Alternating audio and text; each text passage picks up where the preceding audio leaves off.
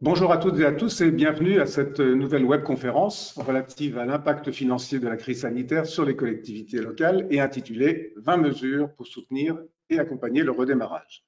Une webconférence organisée par VECA et la ATF, l'Association des administrateurs territoriaux de France, en partenariat avec GMF, qui, je le rappelle s'il en était besoin, est un groupe mutualiste créé par des fonctionnaires pour répondre aux besoins des fonctionnaires. Premier assureur des agents du service public, elle répond à tous les grands besoins d'assurance et de protection qui s'expriment aujourd'hui et propose plusieurs modes de contact à ces sociétaires, que ce soit des agences, son site, téléphone, mobile et autres Twitter.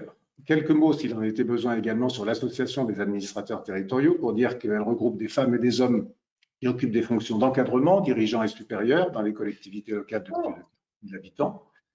C'est un espace d'entraide et à la fois un laboratoire d'idées. C'est ainsi que l'association apporte une parole d'expert, d'expertise dans le débat public grâce à la diversité du profil de ses membres. Et c'est précisément un travail effectué par l'Association des administrateurs territoriaux qui est à l'origine de cette webconférence, poursuivant une réflexion qui avait été entamée en novembre 2019 et qui avait proposé à l'époque une dizaine de mesures sur la fiscalité locale. Le groupe Finance et Gestion locale de l'ATF a prolongé cette réflexion et propose aujourd'hui une vingtaine de mesures concrètes qui peuvent être mises à notre disposition et à notre réflexion pour nous aider au redémarrage économique. Certaines, vous le verrez, sont réalisables rapidement, d'autres nécessitent un horizon un peu plus long. Car la question qui nous est posée n'est pas simple, effectivement. D'un côté, avec la crise sanitaire que nous venons de vivre et la récession qui s'approche du secteur public local apparaît, et c'est souvent le cas, comme un acteur incontournable de toute relance de l'économie. Et de l'autre côté, cette même crise sanitaire plonge l'ensemble des collectivités dans une période d'incertitude financière. Aussi, dans un premier temps, avant de décrypter ces 20 mesures, nous nous attacherons précisément à comprendre quels sont effectivement les impacts financiers de la crise sanitaire sur les collectivités locales, sur leur trajectoire financière, avec une vision un peu plus macro et transversale. Et nous arrêterons notamment sur les marchés de financement et les conséquences financières sur les services publics gérés par contrat. Et pour ce faire, deux intervenants que je vais m'empresser de vous présenter. Isabelle Québé accompagne les collectivités depuis 30 ans sur les enjeux du service public local. Elle est dirigeante de la société FCL Gérer la Cité et manage des équipes de consultants au profil diversifié, aussi bien associés qu'experts, sur des problématiques transversales et stratégiques du secteur public, de financement et de montage et transformation de l'environnement législatif, institutionnel et contractuel. Philippe Laporte, vous représentez l'ATF, dont vous êtes secrétaire général du Bureau national, référent du réseau performance de la gestion publique locale. Quelques mots sur votre parcours. Après l'ENT, École nationale de trésor public et quelques années en trésorerie, c'est l'INET et la territoriale. D'abord au conseil départemental des Pyrénées-Orientales, puis Périgueux comme DGA, le conseil départemental de la Dordogne comme DGA Finance, celui de la Nièvre comme DGS, et depuis 2017, la communauté d'agglo bergerassoise, donc un parcours à la fois varié et riche, département, ville, interco, un réel intérêt pour les finances, mais aussi pour l'évolution des organisations si questionnées et malmenées depuis quelques mois. Au cours de cette webconférence, vous pourrez poser vos questions via la fenêtre questions que vous pouvez voir dans l'interface GoToWebinar sur la droite de votre écran. Nos intervenants feront leur possible pour y répondre. Enfin, nous vous informons que cette conférence donnera lieu à un enregistrement qui sera mis en ligne et dont le lien vous sera envoyé par mail dans les jours à venir. Mais il est temps de vous passer la parole, à vous d'abord, Isabelle Québé, sur cette première partie qui porte sur les impacts financiers de la crise sanitaire pour les collectivités, qui se trouvent à la fois face et partie prenante d'un nouveau contexte économique sur lequel nous allons nous arrêter un moment. Isabelle Québé, vous avez la parole. Très bien, je vous remercie. Bonjour à tous. Donc effectivement, je vais faire une présentation d'une vingtaine de minutes sur tous les aspects et les impacts financiers que les collectivités ont suite à cette crise majeure. Donc dans un premier temps, vous voyez sur ce graphique qui représente la récession mondiale et le décrochage qu'on connaît en 2020. Suite à cette grosse chute de croissance par rapport au PIB qui était anticipé par le FMI en début d'année, on a une perte de 6,3 de croissance. Et donc ça, c'est le premier point, le décrochage 2020. Et deuxième point, il n'y aura pas de rattrapage en 2021. Donc, c'est important de le dire parce que finalement, je vais vous présenter des chiffres, mais pas énormément, parce qu'on s'aperçoit que les chiffres sont revus de façon régulière à la hausse. Donc nos référentiels sont ceux qui sont pris par les instituts et les économistes. Et sachez que la tendance n'est pas une reprise sur 2021 du choc qu'on connaît en 2020. Donc sur ce graphique, sur ce tableau, donc plus particulièrement la France. Donc la France, ce qui est important de retenir, et c'est ce qui a été pris dans la loi rectificative du 25 avril, c'est 8% de baisse de croissance. Et Bruno Le Maire a annoncé en début de semaine 11%, moins 11%. Et donc, juste l'élément important à savoir, c'est que le 8% avait déjà été calculé en imaginant qu'il y avait une reprise de l'activité à la normale à partir du 1er juillet. Donc, vous voyez bien, 25 avril, on était à moins 8 et aujourd'hui, on est à moins 11. Sur le slide suivant, évidemment, la conséquence est importante sur les agrégats nationaux, puisque le déficit de l'État par rapport à, vous voyez, à la LFI de 2020, on a un déficit qui a été multiplié par 2 à aujourd'hui. Et on a évidemment des ratios qui se sont fortement dégradés. On est très, très loin de la trajectoire Maastricht, déficit à moins 9% aujourd'hui et un endettement qui est passé à 115%. Voilà. Ces éléments seront certainement revus à la hausse dans les semaines à venir. Alors, pardon. Je ne sais pas, vous étiez toujours sur cette première partie? Pardon? Vous étiez toujours sur cette première partie ou sur la partie de trajectoire financière à revoir? Non, là, je finissais le tableau sur les déficits. D'accord. Donc, et j'enchaînais sur la trajectoire. Alors, il se trouve qu'on a eu un certain nombre de questions concernant cette trajectoire financière à revoir. Et en fait, les questions se posent différemment selon les collectivités. On a l'impression que selon communes, interco, départements, régions, elles voient leurs recettes fiscales ou tarifées diversement impactées.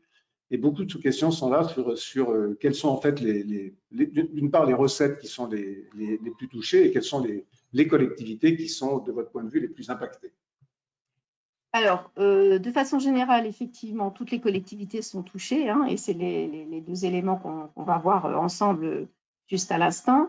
Il y a la temporalité qui est différente en fonction des typologies de recettes. Ce qu'il faut avoir en tête, c'est évidemment la perte globale des recettes fiscales, qui est estimée aujourd'hui à 7,5 milliards par le gouvernement au 29 mai en tout cas.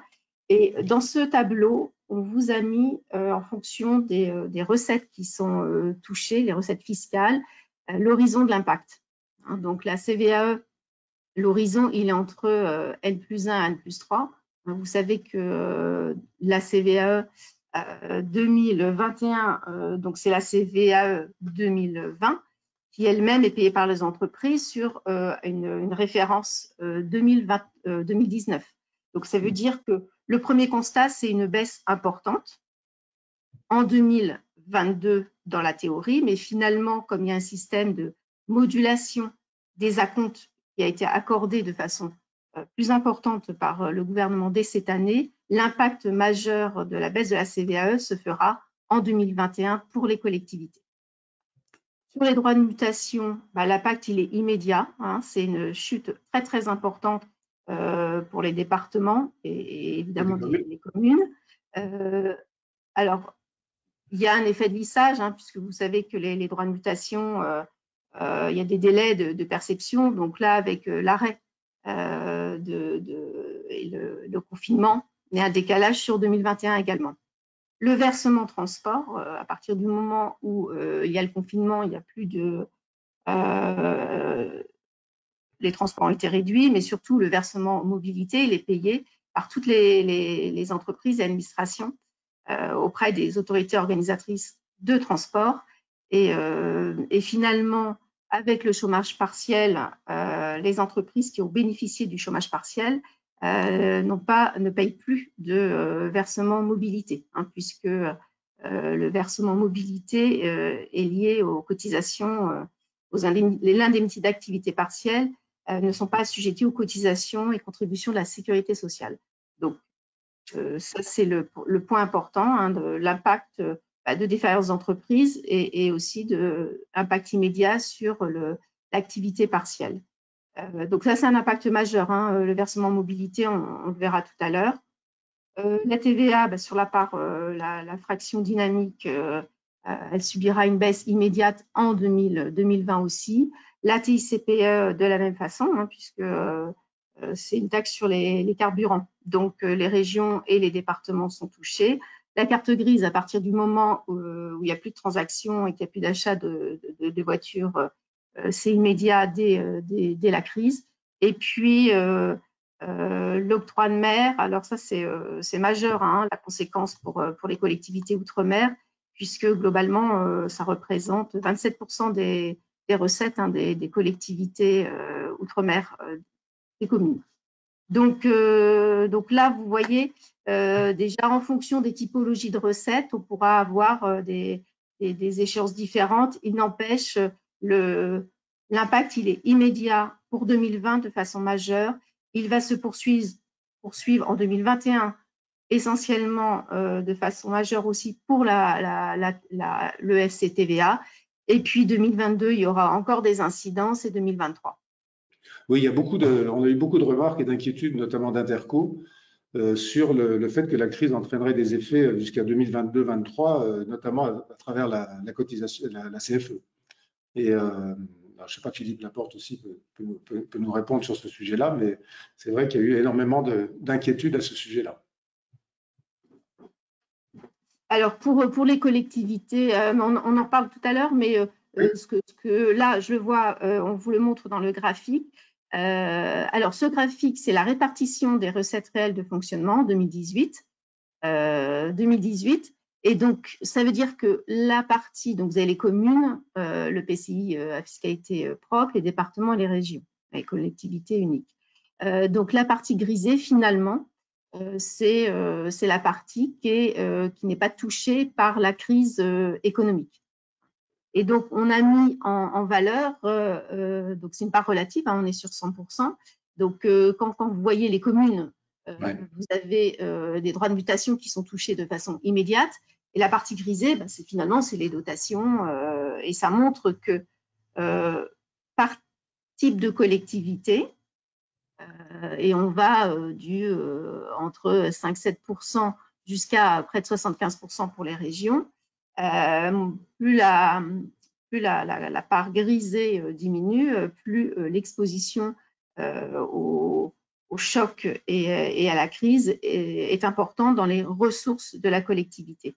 Individuellement, c'est important parce qu'aujourd'hui, c'est le résultat de toutes les réformes successives, vous n'avez pas une collectivité finalement qui va être pénalisée de la même façon. Je rappelle que là, il n'y a pas l'effet volume et masse, hein, au niveau des recettes réelles de fonctionnement du bloc communal, c'est-à-dire commune PCI, ça représente le double des recettes des départements. Il n'empêche que individuellement, par rapport à la situation intrinsèque des collectivités, l'effet est très différent. Voilà. Si je pense qu'il y aura, on le verra peut-être après, mais je pense qu'il y aura aussi des différences, notamment pour des communes, entre des communes du littoral, des stations balnéaires et une commune rurale qui ne sont pas impactées de la même manière.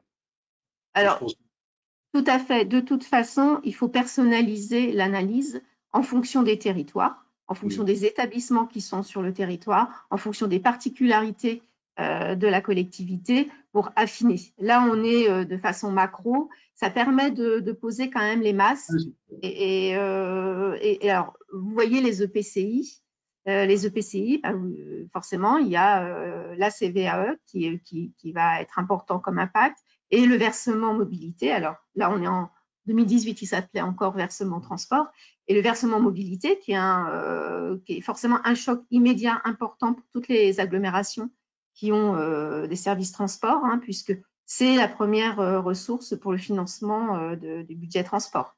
Donc, le GART s'est emparé de ce point-là, puisqu'on parle d'une baisse de 4 milliards. Et puis, il y a Île-de-France Mobilité, qui est un cas particulier, mais toutes les agglomérations sont concernées, toutes les agglomérations qui ont levé le versement transport, donc en fonction des investissements qu'elles ont faits. Donc ça, c'est une recette très importante. Donc on voit bien que c'est un sujet majeur.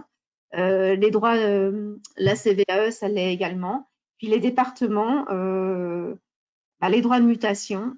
Faut savoir que pour les départements, en moyenne, ça peut représenter un volume supérieur aux dotations. Donc c'est forcément, alors c'est une recette qui a été plutôt en bonne croissance ces dernières années. Et puis là, il y a un choc immédiat. Donc après, il y a un effet de latence en fonction de la reprise.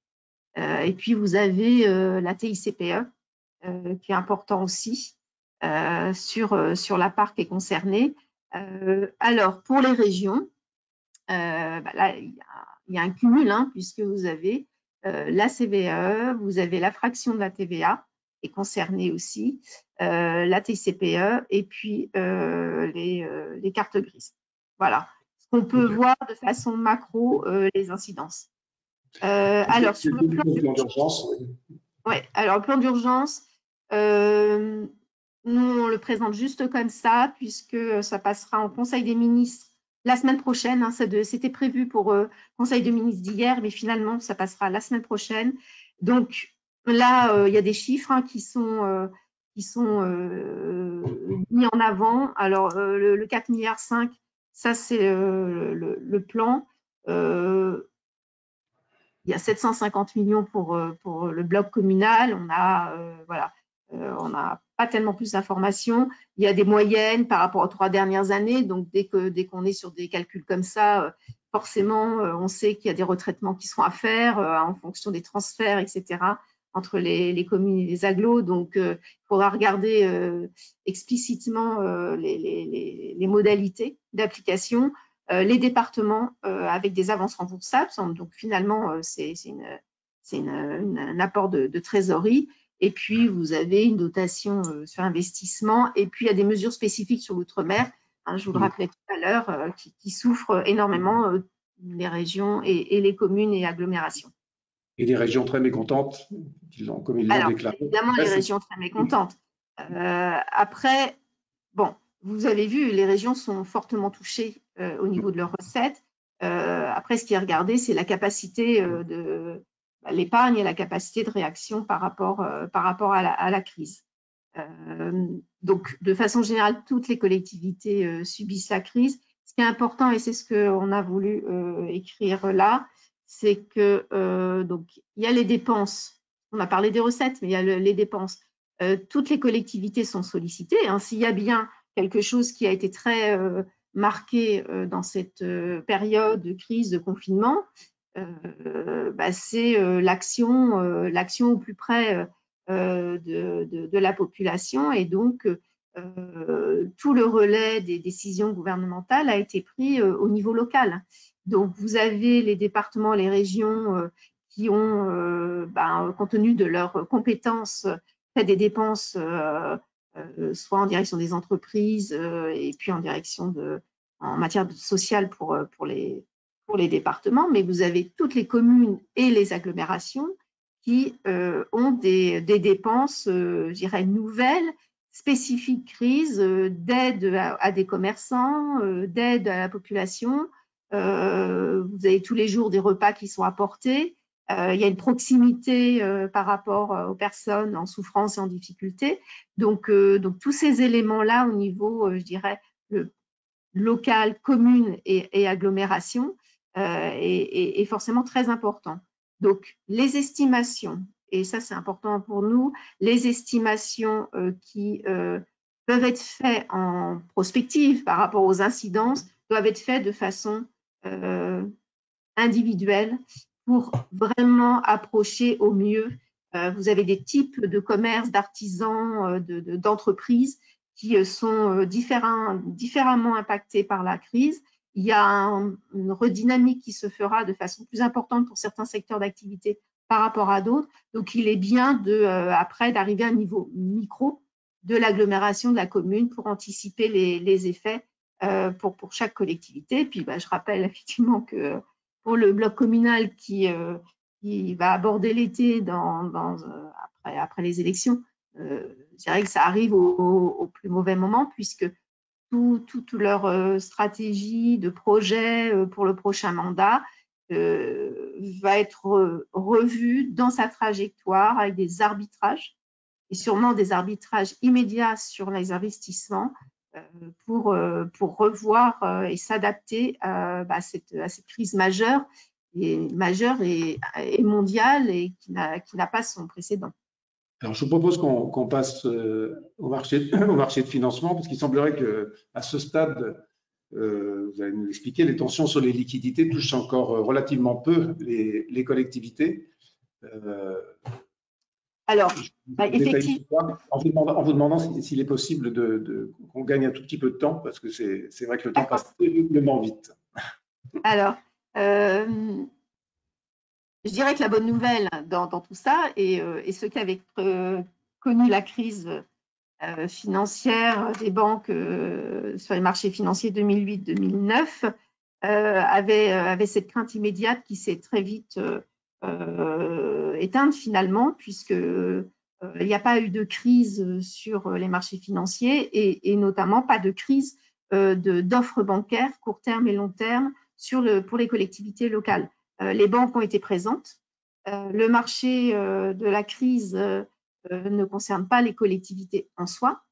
Donc globalement, leur situation au 1er janvier, je rappelle qu'elles avaient un volume de trésorerie d'environ 40 milliards au 1er janvier 2020. Donc finalement, il n'y a pas eu un flux vers des demandes de banques qui auraient elles-mêmes refusé, puisqu'elles ont été présentes, elles avaient de l'offre court terme et long terme. Les collectivités locales avaient elles aussi des contrats dans la majorité des cas. Les décisions ont été prises pour que en termes de contrats de trésorerie, il y ait une continuité. Il y a eu quelques contrats d'urgence de trésorerie, mais effectivement, de ce point de vue-là, sur l'offre, il n'y a pas eu de problème. Alors, il peut toujours avoir des éléments à droite et à gauche différents en fonction de la situation. Alors précisément, on va profiter de cette occasion pour poser une question à nos internautes sur ces questions de trésorerie. Rencontrez-vous des difficultés de trésorerie? Vous répondez par oui ou par non. Et dès que nous aurons les résultats, nous les soumettrons à nos intervenants. Je vous laisse continuer, Isabelle. Ah, d'accord. Donc, ce qui est important, c'est… alors, je ne sais pas, on voit le slide quand même? Oui? Oui, on le voit. Alors, d'accord. Donc là, je rappelle juste les conditions de ligne de trésorerie. Et puis, il y a eu des conditions de ligne de trésorerie d'urgence, donc un petit peu dégradées. Voilà. Rapidement, ce graphique sur l'évolution des taux, parce que si on dit qu'il n'y a pas eu de problème sur le court terme, sur les taux, il n'y a pas eu non plus de problème. Là, on vous a mis un graphique qui rappelait les marchés depuis 2008. Donc, c'est la courbe avant. Et on s'aperçoit que quand vous avez des courbes pleines, vous avez donc la courbe des OAT gouvernement 10 ans et la courbe swap, donc ça représente les taux long terme. Et vous avez donc la courbe verte et mauve. Et vous avez la courbe bleue qui représente le court terme. Bon, vous voyez, on est quand même sur des valeurs relativement extrêmement basses. Léonia est à moins 0,4 et on est sur des référentiels de taux long qui se rapprochent des zéros aussi.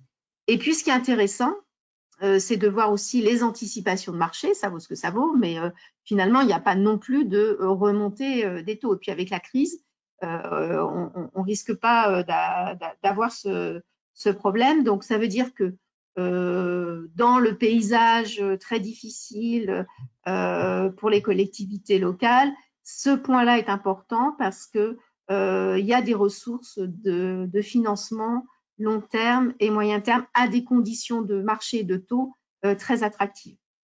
Donc là, rapidement, vous voyez, les volumes sont disponibles à la fois sur le bancaire et aussi sur l'obligataire. Pour les collectivités notées qui font du court terme, il y a eu quelques difficultés sur mars-avril auprès des investisseurs, mais sur le bancaire, aucun problème. Le dernier point, je dirais qu'il y a quand même néanmoins une remontée des marges qui est constatée, et c'est la courbe suivante. Vous voyez, on est à peu près en moyenne à 50 points de base en plus. Donc, la courbe bleue, c'est l'évolution. Le grisé, c'est pour dire qu'il y a énormément de variations en fonction des banques, en fonction des typologies de collectivités, des zones géographiques, l'analyse de risque. Donc, on a une fourchette quand même très hétérogène d'une collectivité à une autre. Voilà sur les marchés financiers.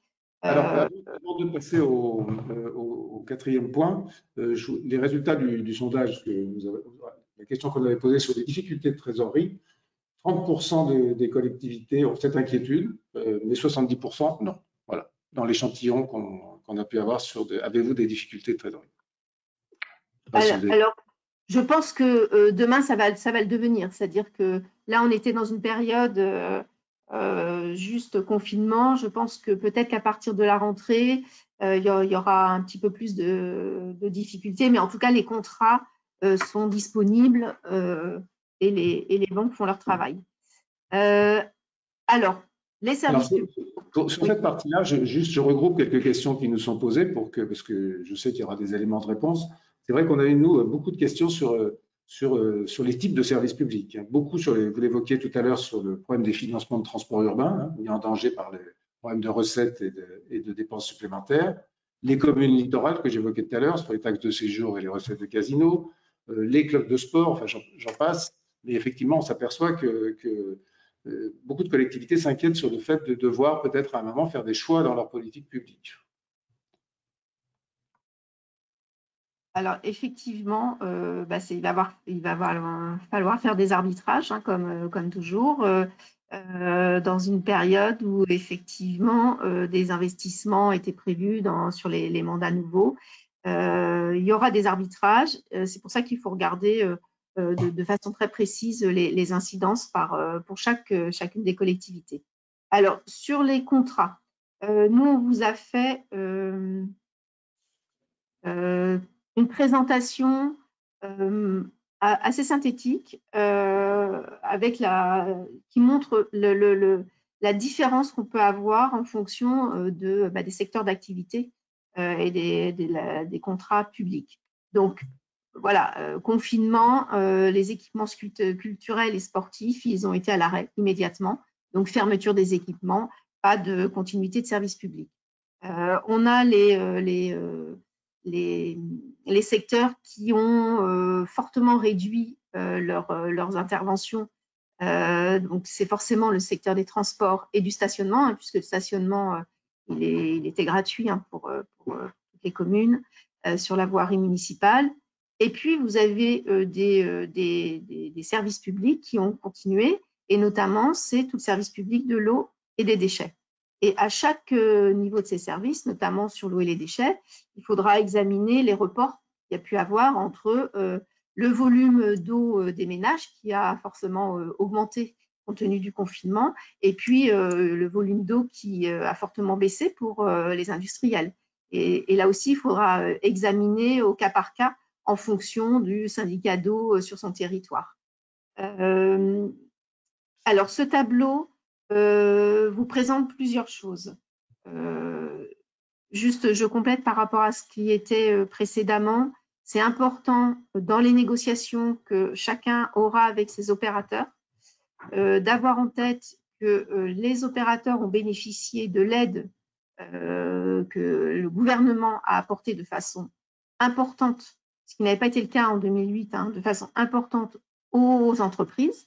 Et donc, les exploitants ont bénéficié du chômage partiel. Donc, ça veut dire que le ratio des dépenses personnelles, qui est notamment importante pour le service mobilité, a été déjà, je dirais, financé par l'État et par tout le monde. Donc, c'est important d'avoir ça en tête. Et ils ont bénéficié aussi de mesures avec les ordonnances et ont réglé dans le cadre de la crise sanitaire d'urgence la continuité des services publics pour les contrats qui étaient suspendus ou non. Alors, ce tableau, vous voyez, on a mis les modèles économiques. Tous ces éléments seront à votre disposition après. Je précise ça aux internautes qui pourront garder et relire au calme les différentes propositions qui nous sont faites. Donc, vous avez vu, on a mis les équipements sportifs, centres de loisirs, les sacs de spectacle, les déchets, eau, assainissement et transport en commun.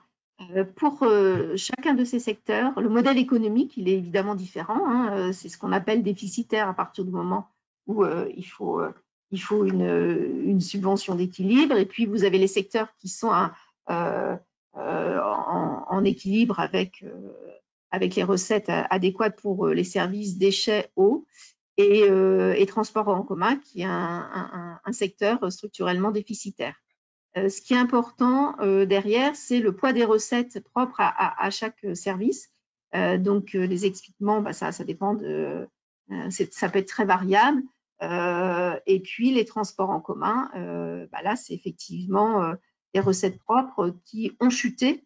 Donc, il y a un effet immédiat, mais qui couvre en moyenne 30%. La rigidité des dépenses, ça c'est important aussi si on revient sur le slide précédent, parce que la rigidité des recettes, et des dépenses, vous voyez, on n'a pas forcément les mêmes effets. À partir du moment où un secteur est stoppé, un équipement, il n'y a plus de dépenses. Si un secteur est stoppé sur d'autres secteurs, il peut avoir quand même des dépenses qui restent. L'impact sur les recettes propres au service, il est élevé sur les deux premiers cas, équipements sportifs et salles de spectacle. À partir du moment où vous ne recevez plus de public, il n'y a plus de tarification. Et puis, il y a eu des modulations d'abonnement, etc. Il est aussi très élevé sur le transport en commun, puisqu'on en a déjà parlé. Et là, c'est les recettes immédiates qui ont chuté. Les risques d'impayés, ils seront très forts sur l'eau, avec les factures d'eau, puisque les personnes en difficulté, qui ont chômage partiel ou en situation précaire, auront des difficultés pour payer leurs factures. Et après, la dernière ligne qui intéresse tout le monde, c'est évidemment le risque d'appel à la collectivité pour combler les pertes. Donc, il y a des contrats qui encadrent, mais pour les équipements sportifs, évidemment, l'exploitant se retournera vers la collectivité. Les sacs de spectacle, ça dépend, parce que quelquefois, vous louez des lieux uniquement, comme le Zénith. C'est pas la même chose que de prévoir un spectacle. C'est pas les mêmes conditions de coût et d'engagement. Isabelle, il va nous rester à peu près 5 minutes pour terminer votre présentation. Et le transport en commun est très élevé, évidemment. La rigidité des dépenses et l'impact des recettes, surtout, c'est très lié au comblement et à l'appel à la collectivité. Voilà, les deux points. Ce que je voulais dire quand même, c'est qu'il faudra bien faire attention dans les négociations avec les opérateurs. Les opérateurs ont bénéficié de mesures de recettes, d'aides par l'État. Je rappelle aussi pour les opérateurs de transport qu'il y a eu des grèves en janvier. Et donc ça, on l'a un peu oublié. Il faudra bien flécher la nécessité dans les discussions d'aide demandées pour les collectivités en fonction des vraies incidences. Voilà. Et pour finir, que révèle la crise? Alors, je dirais que des choses, des constats qu'on avait forcément déjà mis en exergue ces dernières années avec les différentes réformes, notamment fiscales. Et puis, le stock, les différences entre les recettes de stock et de flux. Et on voit bien que les communes ne sont pas au même titre qu'un département concerné. Et puis, il y a aussi la contrepartie des recettes dynamiques par rapport à des dépenses. C'est le cas des départements. Là, il y a une dichotomie. On repose la question du modèle économique des services publics, puisque là, les négociations vont commencer et il faut bien flécher toutes les économies, parce que des économies ont été faites aussi par les opérateurs. Il ne faut pas juste voir toutes les dépenses. Et alors, ça, mais je dirais à moyen terme, parce qu'aujourd'hui, ce n'est pas évoqué, mais l'État, les collectivités, finalement, c'est nous. Donc à chaque élément de crise, il y a eu, je dirais, un pacte entre les collectivités et l'État pour qu'il y ait une participation générale de résorption des déficits. Donc, ce ne sera pas évoqué cette année, parce que ça va, politiquement, ça ne passera pas, mais ce sera sûrement évoqué peut-être dans la loi de finances 2022. Voilà. Sans aller forcément aux propositions de certains élus de nationaliser la dette Covid. De toute façon, la dette, c'est un contribuable national ou local. Hein. Donc, juste une toute dernière question avant de passer la parole à Philippe Laporte. C'est une question un peu ciblée, mais vous y avez partiellement répondu sur toutes les DSP de domaine skiable. Mais c'est un petit peu ce que vous disiez, qu'on va devoir régler les problèmes au cas par cas selon le type de collectivité. Oui, bah, en fait, bien sûr, puisqu'il y a eu alors là, il y a eu des fermetures de domaines skiables, donc pas de touristes, pas de recettes. Donc effectivement, il faut regarder les incidences, puisque il y a pas eu de dépenses de personnel de la même proportion non plus. Donc il faut bien regarder en fonction de le ratio recettes-dépenses, quelles économies de dépenses a été faites. Il y a les amortissements évidemment qui ont lieu. Mais il y a aussi des pertes de recettes et des économies en face. Et puis après, il y a des contrats qu'il faut rediscuter au cas par cas. Merci Isabelle Kébé. Merci à vous. Philippe Laporte, on va, avant d'analyser peut-être les 20 propositions de l'association des administrateurs, quelques mots pour planter le décor, si je puis dire, sur la manière sur la méthode que vous avez utilisée, qui a été la vôtre collectivement à l'association. Écoutez, bonjour à toutes celles et tous ceux qui nous suivent, et merci à Weka et Monsieur Périnel d'avoir organisé ce temps d'échange. Effectivement, peut-être une question de méthode. L'ATF, c'est une association assez large, entre 900 et 1000 adhérents, et qui recouvre donc tous les métiers territoriaux, ce qui nous donne un champ d'expertise relativement large, et qui nous permet d'intervenir un petit peu sur tous les secteurs. On a essayé de faire des propositions sur la loi de transformation sur la fonction publique il y a quelque temps, et on continue.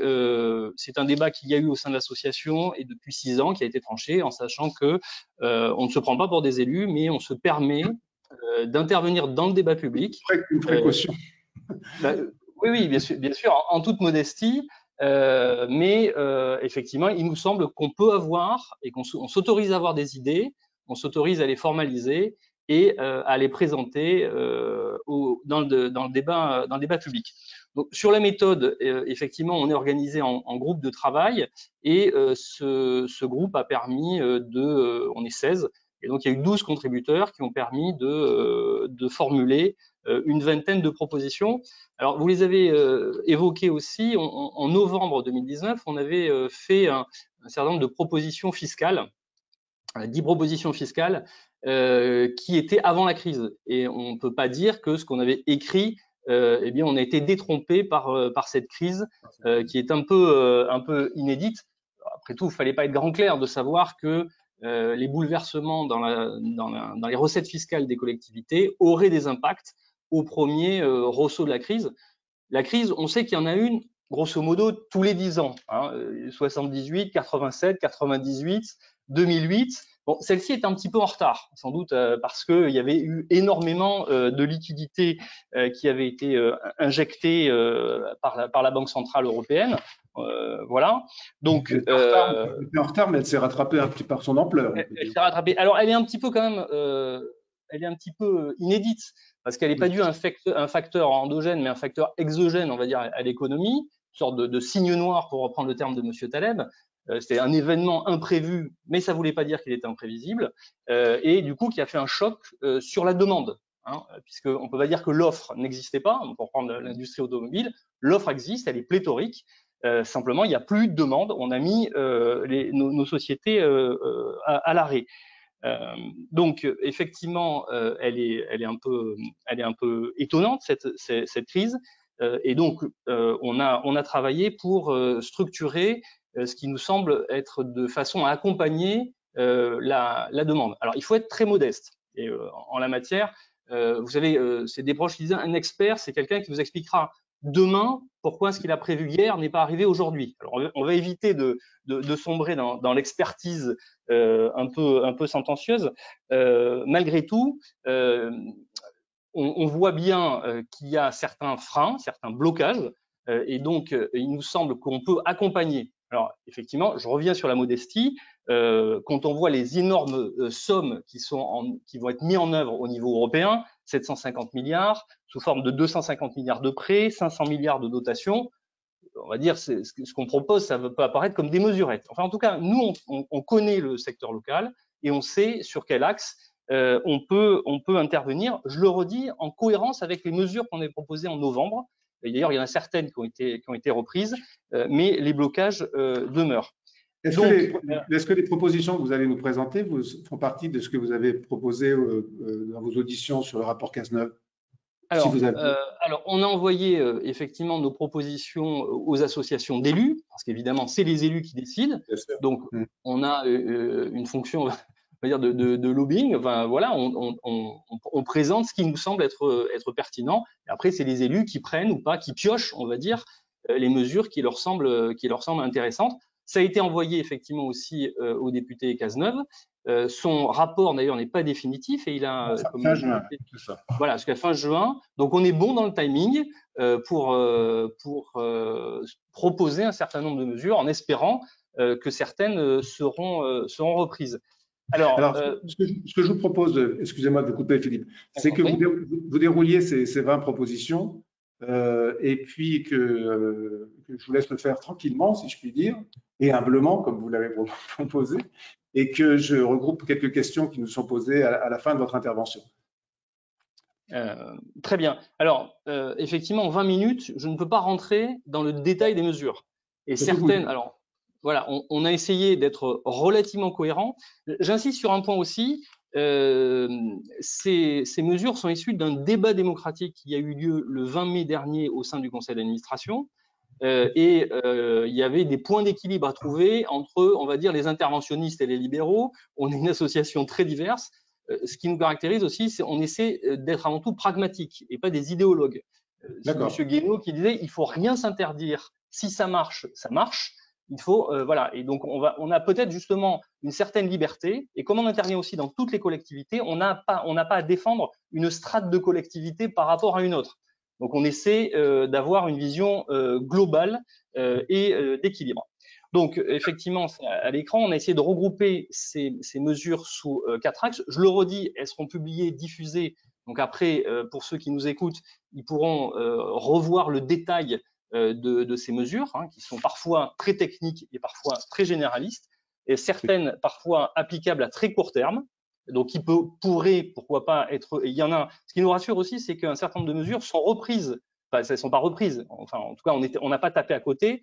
Elles se retrouvent dans le projet de loi de finances rectificatif qui va être déposé le 10 juin. Je vous dirai un peu en quoi elles font écho à des choses qui ont déjà été décidées.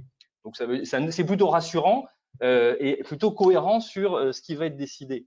Voilà, donc premier axe, lever les blocages à l'investissement local. Les collectivités…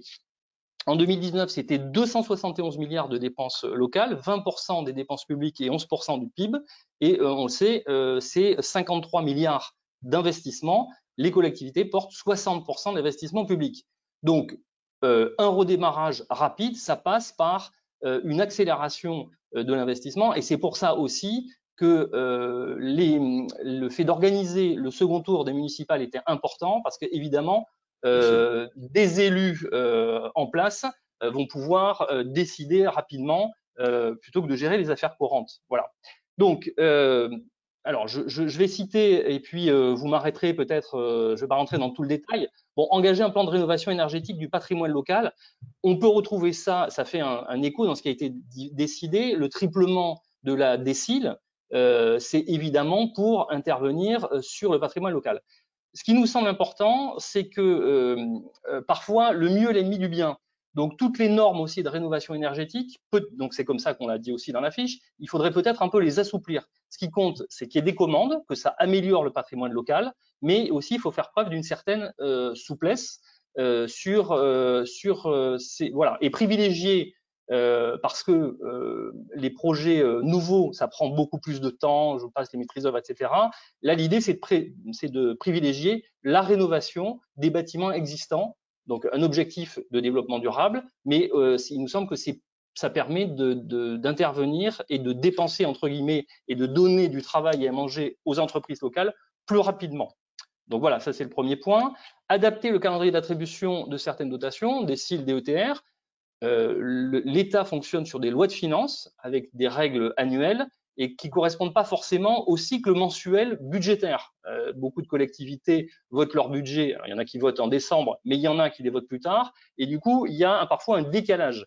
Et d'ailleurs, il faut saluer le pragmatisme de l'État, puisque, par exemple, sur la DETR, on nous avait dit c'est le 30 janvier. Maintenant, ça va être le 30 juin. Et on nous dit même il restera des crédits au 30 septembre. Donc, on voit bien que là, en l'occurrence aussi, l'État a su s'adapter sur le calendrier des dotations, toujours pareil, pour enclencher un cycle vertueux d'investissement local.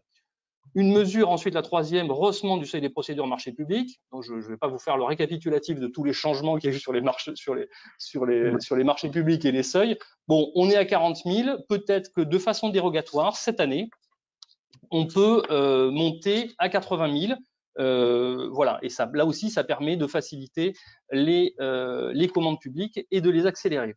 Vous croyez qu'il est possible d'avoir quelque chose de dérogatoire sur une année sur une procédure de marché, sur des seuils de marché public? Écoutez, alors il y a des règles européennes, etc. On a quand même mis entre parenthèses beaucoup de règles et de légalité dans cette crise Covid. Je pense qu'il faut faire preuve aussi d'adaptation. Voilà, je pense qu'au niveau local, il y a certains préfets là qui vont avoir des pouvoirs dérogatoires pour assouplir aussi. En fait, il faut mobiliser toutes les règles, toutes les possibilités pour donner des sous dans la machine. Voilà. Donc, je ne dis pas qu'il y a un certain nombre de propositions. Je dis que parfois c'est facile, parfois il faut changer, il y a des règles et qu'il faut faire évoluer. Voilà, on est beaucoup nous sur des choses à court terme et puis des choses aussi à moyen terme. C'est un plan d'urgence, donc il faut là agir rapidement pour faire redémarrer. Quatrième point qui est un peu plus lourd, abroger les dispositifs des contrats de Cahors. On sait de toute façon ces dispositifs sont caducs. Excusez-moi, c'est un petit peu comme les règles européennes de la BCE. À quoi ça sert de maintenir des règles dont on sait qu'elles ne seront pas respectées, qu'elles ne peuvent plus être respectées. Donc à quoi ça sert de maintenir une norme? Ça ne veut pas dire qu'il ne faut pas rester dans un processus vertueux sur l'évolution des dépenses. Malgré tout, voilà, entérinons le fait que les contrats de Cahors n'ont plus de pertinence et sont désormais impossibles à appliquer, ces règles. Donc soyons pragmatiques. Alors, je propose qu'on passe au deuxième groupe de mesures. Je vous signale une remarque d'un internaute qui, sur le point 1 que vous évoquez, insiste sur le fait d'intérêt d'avoir un véritable service à la population d'aide à la rénovation énergétique qui pourrait être une activité également créatrice d'emplois sur les territoires. Bien sûr, tout à fait. Alors, fiscalité incitative et solidaire. Alors, fiscalité incitative. Alors, vous voyez, il y a beaucoup de mesures, mais il nous semble, d'abord, c'est un peu notre champ de notre groupe de travail, la fiscalité, et il nous semble que cette question des moyens doit être posée, sinon on est un peu dans la démagogie. Donc, d'ailleurs, Madame Kébé l'a dit, il y a des situations aussi très diverses suivant les strates de collectivité, on y reviendra. Bon, première mesure, c'est créer une contribution exceptionnelle, provisoire sur les secteurs gagnants. D'ailleurs, ce n'est pas tout à fait exclu au niveau européen parce que M. Breton parle des taxes GAFA, de mettre en place des mécanismes d'ajustement carbone. Ça revient un peu ça. Ça veut dire qu'il y a eu des secteurs qui ont gagné. Ce dispositif, il a existé après la guerre de 14-18 où, en fait, on fait une évaluation et on voit ceux qui gagnent. Entre guillemets, les profiteurs de guerre. Donc là, je ne dis pas que c'est les profiteurs de crise, mais en gros, c'est peut-être de décréter des profits qui n'étaient pas dus à une anticipation de marché exceptionnelle. Simplement, ils ont profité de circonstances exceptionnelles. Donc peut-être, sur la fiscalité, ce qui nous semble, c'est pas de dire si c'est une fiscalité juste ou injuste, mais en tout cas une certaine solidarité. On en reparlera sur les DMTO aussi, peut-être. voilà, on veut mettre en place, voilà, parce que comme dit, il faudra payer la dette, il faudra rembourser cette dette, puisqu'il n'y a pas d'argent magique, même si on a fait fonctionner la planche à billets après la crise de 2008, et là on est encore plus puisqu'on parle de 117 milliards par mois. Voilà, en tout cas, cette contribution exceptionnelle, c'est dégager des ressources qui permettent de soutenir les secteurs en difficulté. Voilà, donc mesure. Alors, une mesure à laquelle je tiens, la suppression du FCTVA. Pourquoi voilà, on a eu beaucoup de demandes pour dire oui, il faudrait passer en investissement des choses qui sont en fonctionnement, les discussions sur les achats de masques, etc. C'est même remonté à un arbitrage, c'était quand même un peu surréaliste, entre le Premier ministre et le ministre des Comptes publics pour savoir s'il fallait affecter en investissement ou en fonctionnement. Donc nous, il nous semble que c'est une mesure d'abord de simplification administrative.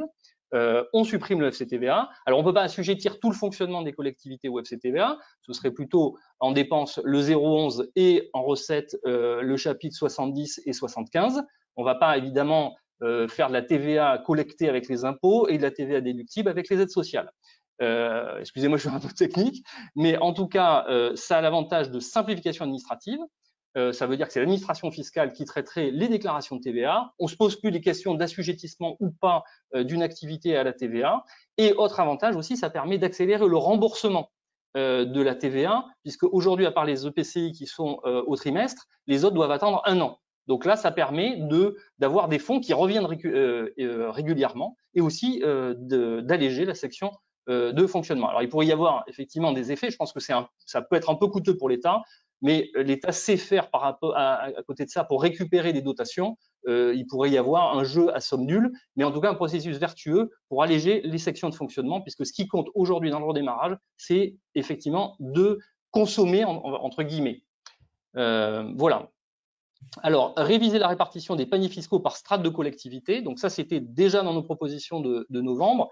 Impôt de stock, impôt de flux. On sait qu'il y a un hiatus particulièrement fort pour les départements qui ont des dépenses procycliques et des recettes aussi procycliques. Et donc, du coup, qui ne peuvent plus avoir d'intervention contracyclique.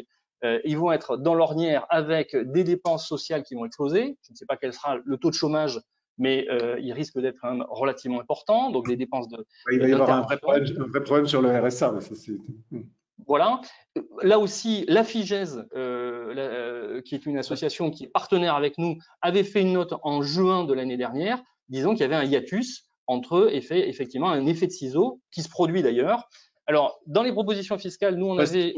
Pour nos internautes, que la FIGES est l'association notamment des directeurs financiers. Voilà, et des contrôleurs de gestion. Et des contrôleurs de gestion.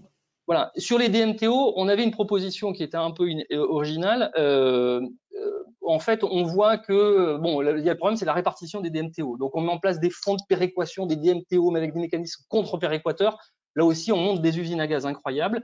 Nous, une des propositions de novembre, c'était de dire on calcule la perception des DMTO au niveau régional et au niveau de l'EPCI, ce qui crée une solidarité de territoire. Dans la mission Burrichard, eux, ils voulaient carrément remonter au niveau national. Nous, on ne veut pas couper le lien parce qu'on est des territoriaux. On ne veut pas couper le lien entre les territoires et la richesse du territoire. Mais il nous semble que là, ça permet, en gros, je veux dire, la Corrèze ou la Creuse va bénéficier du boom des DMTO de la Gironde, effet de solidarité, ou une ville dortoir, banlieue, bénéficie du prix du foncier d'une commune qui est plus résidentielle. Donc voilà, je reviens sur l'idée de la solidarité fiscale entre territoires. Là aussi, nous, notre préoccupation, c'est une simplification. Voilà. Donc l'idée là de faire des paniers fiscaux par strate de collectivité, c'est de la même façon qu'on garantit l'autonomie financière avec des pourcentages. Eh bien, je pense que l'État serait bienvenu de discuter avec les associations d'élus pour définir un panier de ressources. En fait, ce que veulent les collectivités, c'est pas l'aumône, c'est juste avoir des recettes suffisantes pour exercer leurs compétences et de façon sécurisée, pluriannuelle. Et pas. C'est toutes les questions que cette crise nous permet de reposer et de remettre sur le les mécanos fiscaux, à chaque fois qu'on supprime des taxes, je vais pas parler de la suppression de la TP, où on fait des paniers de recettes totalement baroques et illisibles, où on n'arrive pas à prévoir. Alors il y a des gagnants, il y a des perdants. Enfin, il nous semble que voilà, constituons des paniers de recettes équilibrés entre impôts de stock et impôts de flux qui nous permettent, parce que les crises sont récurrentes, d'avoir une certaine lisibilité et une certaine solidité pour financer nos compétences. Voilà. Et quand même aussi… Philippe, il nous reste une dizaine de minutes pour voir l'ensemble des autres points. Je suis à la moitié. Très bien. À la moitié. Je respecte le timing. J'ai mon chronomètre à côté, tout va bien. Alors, créer ou étendre de nouvelles exonérations fiscales, il y en a certaines qui sont prévues d'ailleurs dans le projet de loi de finances rectificative du 10 juin, par exemple sur la taxe de séjour. Effectivement, on ne pouvait pas rétroagir. Normalement, il faut voter avant le 1er octobre. Donc là, on ouvrirait, et donc là, libre administration, donc on est très favorable le fait qu'on exonère de taxe de séjour les hébergeurs dans ce secteur qui va un peu souffrir. Comptabiliser les drives dans les surfaces de vente soumis à la TASCOM. Donc là aussi, c'est de faire un distinguo. Il y a ceux qui ont profité par vente dématérialisée, par vente en ligne, etc. Et d'autres qui sont plus territorialisés. Donc là aussi, c'est dégager des recettes pour réorienter. Alors, on est prudent aussi. Il y a beaucoup de drives fermiers qui ont permis à des producteurs locaux d'écouler leur production alors qu'il y avait des difficultés d'écouler leurs marchandises. Donc, il ne s'agit pas, évidemment, ne seraient concernés que les grandes enseignes là-dessus. Exonération totale ou partielle du fonds de péréquation pour les communes touristiques. Donc, on l'a dit, il y a des communes touristiques qui ont jusqu'à 30% de leurs recettes de fonctionnement qui sont par des recettes donc liées au tourisme. Donc, pour le FPIC, du coup, alors qu'elle normalement elle serait contributrice, il faudrait changer les règles pour qu'elle ne contribue pas cette année qui est un petit peu exceptionnelle. Différencier le vote de la taxe foncière sur les propriétés bâties pour les particuliers et pour les entreprises. Là, c'est de dire on ouvre quand même libre administration toujours, liberté fiscale. On fait confiance aux élus qui connaissent mieux le terrain et leur situation que peut-être à un niveau plus macro. Et donc, accessoirement aussi, ça donne une certaine une meilleure démocratie plutôt que de voter un taux qui s'applique de façon indifférenciée à des situations différentes. Et puis assouplir les possibilités de minoration de coefficients de localisation appliquées au calcul des valeurs locatives. Là, c'est une mesure qu'on avait proposée aussi en novembre qui permettrait de créer des quasi-zones franches, pourquoi pas en centre-ville, etc. Pour l'avoir pratiqué, dans les commissions intercommunales des impôts, il y a des possibilités de varier, mais qui sont très difficiles, il faut les justifier, etc. Là, on donnerait aussi plus de latitude aux élus. J'enchaîne. Alors, l'activité et le retour à l'emploi. Alors, la mesure suivante, elle a fait beaucoup débat au sein de l'association. Voilà. Donc, certains voulant carrément ouvrir. Bon, on voit bien qu'au niveau national, il y aura des nationalisations. Il y a d'autres modèles au niveau international. On cite toujours l'Allemagne en exemple.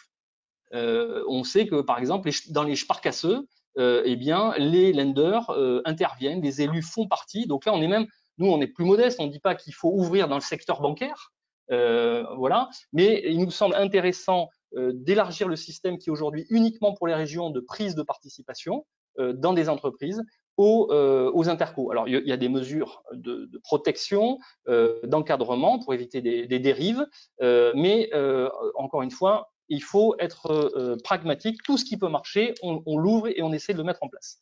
Est-ce que vous ne croyez pas qu'il y a aussi des mesures, c'est le mot que vous venez d'utiliser, d'accompagnement? Parce que je veux dire, se retrouver, de rentrer dans le capital de société commerciale pour des collectivités locales, ça demande une véritable connaissance de cet univers-là. On a de mauvais souvenirs de relations publiques-privées, que ce genre de choses ne se repasse pas. Bien sûr. Alors, ça existe en Allemagne. Donc, je sais bien que nous sommes parfois moins vertueux et avec un sens de l'éthique qui est peut-être inférieur, en tout cas c'est ce que montrent les études, à nos cousins germains. Voilà. Malgré tout, justement, il peut y avoir des garde-fous qui garantissent, et on est aussi très attaché à l'éthique, à prévenir les conflits d'intérêts, mais mettons qu'il y a une entreprise avec beaucoup de salariés qui génère de la richesse fiscale. Pourquoi faudrait-il interdire à une collectivité d'intervenir? Je prends le dispositif actuel. Les régions font des aides, j'allais dire, à fond perdu, sans véritablement de conditions. J'exagère, évidemment. Est-ce que c'est plus vertueux? Est-ce que c'est plus respectueux? Est-ce que c'est plus libéral? Je n'en suis pas tout à fait persuadé. Pourquoi? Il me semble que les régions sont très, d'ailleurs c'est autorisé pour les régions, sont très structurées. Aujourd'hui, les EPCI, même les EPCI, je suis dans un petit EPCI, on a quand même quelques compétences, on sait à peu près lire un bilan. Il ne s'agit pas de prendre 51% d'une entreprise, mais peut-être qu'il y ait un dialogue vertueux d'ailleurs entre les élus et les acteurs économiques n'est pas tout à fait inintéressant. D'accord. Accompagnement des collectivités pour favoriser l'accès des entreprises à des prêts taux zéro, là ce serait effectué potentiellement de se porter caution. Créer un contrat de transition à l'emploi pour les jeunes, bon, c'est un dispositif d'accompagnement, on va dire, de traitement social du chômage, bon, qui a déjà existé avec les emplois d'avenir. Bon, je ne sais pas, il y a eu des débats, est-ce que c'était pertinent ou pas. En tout cas, on sait qu'il y aura une difficulté pour les jeunes qui veulent rentrer dans la vie active, particulièrement en cette période. Voilà. Rembourser les salaires payés aux vacataires durant le confinement, là, c'est de dire l'État a compensé le chômage partiel pour le privé. Nous avons aussi fait ça dans les collectivités, mais on n'a pas été remboursé. Je suis un peu long, excusez-moi, donc j'accélère. Une mesure à laquelle je tiens, alors qui est plutôt d'essence libérale, réformer la loi sur les procédures collectives. Aujourd'hui, le règlement des procédures collectives est trop long en France. On le sait bien quand on est créancier. Donc là, l'idée, c'est de changer le pouvoir respectif des créanciers à l'intérieur des plans de règlement. Ce qui est important, c'est qu'on rebondisse. On est conscient, en fait, entre guillemets, on ne sauvera pas tout le monde. Il va y avoir des liquidations. L'idée, c'est qu'on puisse rebondir. Et on rebondira plus vite si on permet un règlement plus rapide des procédures collectives. Et alors, voilà. Je vous propose qu'on s'arrête un instant sur la question sondage que nous posons à nos internautes. Selon vous, faut-il baisser la fiscalité locale sur les entreprises? Vous répondez par oui ou par non et nous soumettrons les résultats de ce sondage à nos intervenants. Je vous propose de continuer, Philippe. Très bien. C'est une question, il y a un débat, on sait, puisque Bruno Le Maire vous dirait oui et M. Cazeneuve vous dirait non. Il l'a dit ce matin. C'est une question d'ailleurs de nos internautes sur est-ce que vous êtes favorable à la baisse des impôts de production pour aider les entreprises? On est tous favorables à la baisse des impôts, il faut juste qu'on ait des recettes pour assumer des services publics à la population.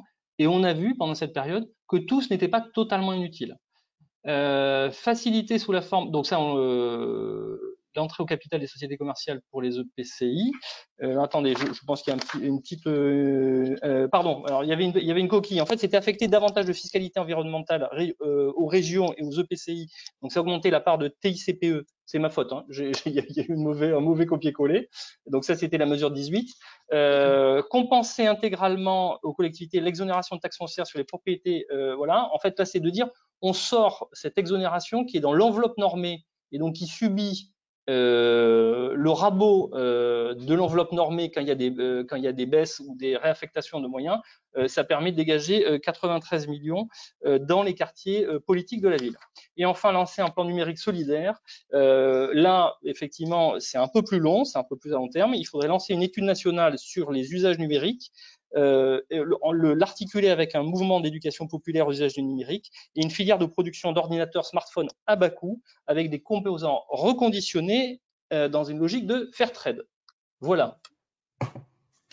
Alors, on a un certain nombre de questions qui sont des questions très, très techniques et ce que je propose aux internautes, c'est que ces questions vous soient proposées après cette webconférence afin que vous puissiez y répondre parce que c'est des questions qui intéressent peut-être que quelques personnes parmi les internautes. J'ai une ou deux, on est presque à la fin de notre webconférence, j'avais une ou deux questions qui étaient des questions vraiment d'ordre très général, mais je suis là pour vous les poser. Il y a beaucoup de gens qui se posent la question, parmi nos auditeurs, qui sont des territoriaux, hein, qui s'étonnent du delta qu'il y a entre le calcul des dettes fiscales faites pour les collectivités locales faites par le gouvernement et celle qui est faite par les associations d'élus. Quelle réponse vous pouvez avoir par rapport à ça? Est-ce que c'est un mode de calcul? Est-ce qu'on n'a pas utilisé les mêmes éléments? Alors, dans l'interview de M. Cazeneuve ce matin, il y avait un certain nombre d'éléments de réponse. Après, on va dire, je ne veux pas revenir là sur ce que disaient des proches. Il faut être très modeste. aujourd'hui, même quand on dirige une collectivité, on est un peu au doigt mouillé pour savoir quelles seront la situation en fin d'année. Est-ce que ça va repartir tout de suite? Ça dépend aussi des conditions sanitaires de redémarrage. Les touristes français vont-ils venir consommer sur le territoire? Vont-ils quand même partir un peu?